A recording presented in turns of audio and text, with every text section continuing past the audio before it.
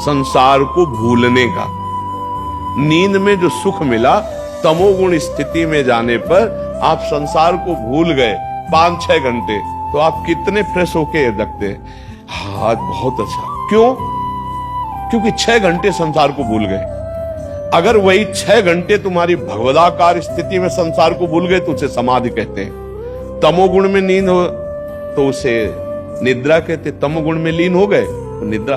जो जागृत अवस्था में संसार का चिंतन छोड़कर प्रभु में ऐसा तल्लीन हो गया जैसे गाढ़ निद्रा, उसी को समाधि कहते हैं। संसार का चिंतन छोड़ना ही भगवत मार्ग का मूल कारण।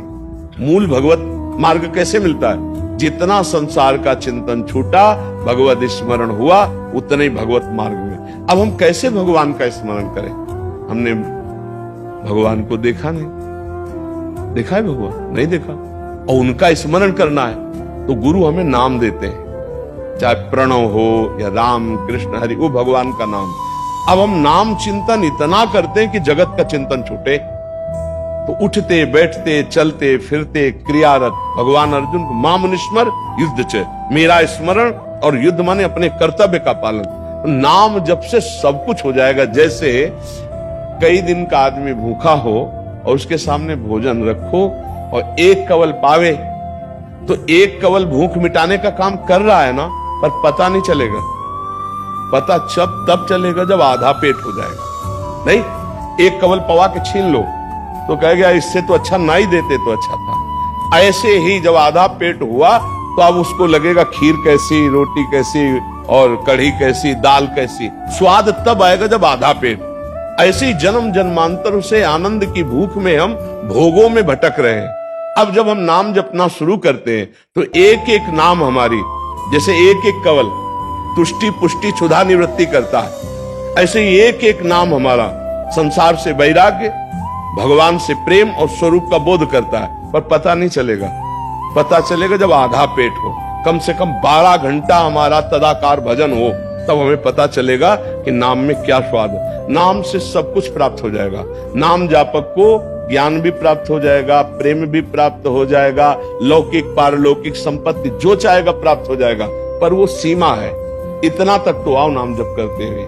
अभी तो थोड़ा नाम जप किया, विषय चिंतन नाना प्रकार के पापाचरण, तो नाम का आनंद नहीं मिल पाता।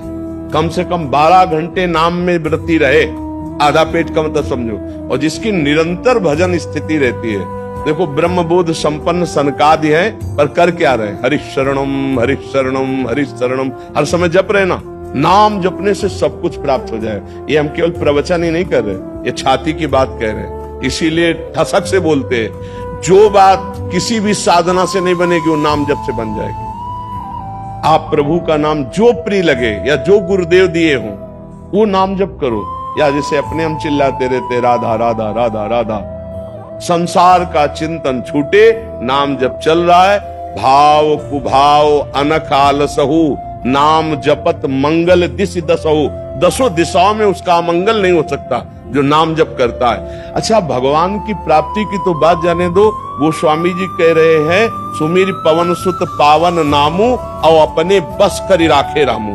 राम राम राम राम जप करके हनुमान जी ने राम जी को अपने अधीन कर लिया। बताओ, नाम जापक नामी को अधीन कर लेता है। जैसे डोरी हमारे हाथ में हो तो पतंग चाहे जहां उड़ रही हो उसको हमारे पास आना पड़ेगा। खींचते जाए डोरी, और डोरी छोड़ दो तो पतंग नहीं पकड़ सकते। डोरी है नाम, पतंगो यथा त्वाम अनुभ्राम्य माना। डोरी है नाम और भगवान है पतंग।